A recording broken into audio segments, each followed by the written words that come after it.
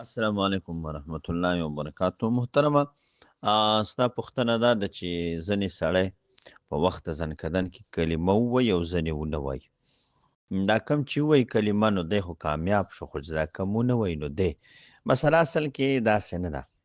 مسله دا ده چې د انسان د عمل دارومدار په خاتمه دی.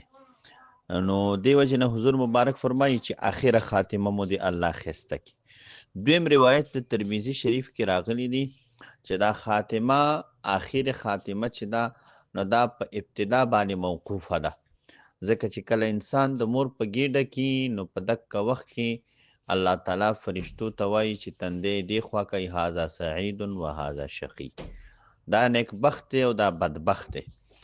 نو نیکبخت چې دی نو د به آخره خاتمه ښه او بدبخت چې دی نو د به آخره خاتمه خرابه شي.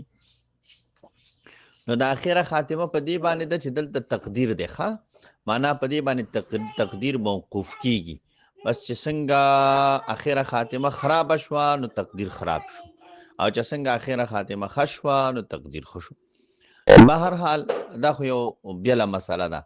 خو اوس که چا په وخت ځنکدن کې کلمه ووي نو دا ظاهري شهادت شو په کامیابۍ د ده باندې چې دی کامیاب شو.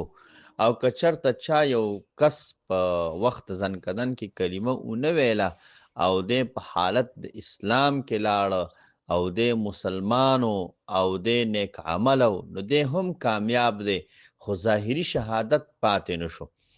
بل دا دی چې دویم نمبر خبر دا ده ظاهري شهادات د انسان اعمال دي.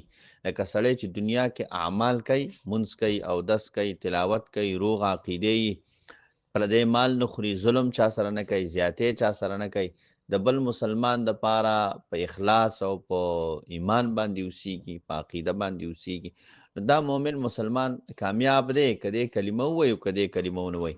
خو چونکې دغه یو ظاهري شهادت دی او په هغې کې حدیث راغلی دی، نبي علیه صلات وسلام مبارک فرمایلي دي چا چې په وخت د ځنکدن کې کلمه طیبه وویله بس دی بېشکه کامیاب شو، دی د ایمان کامله رڼا یې وړله. ښه نو د دغه مقصد دی.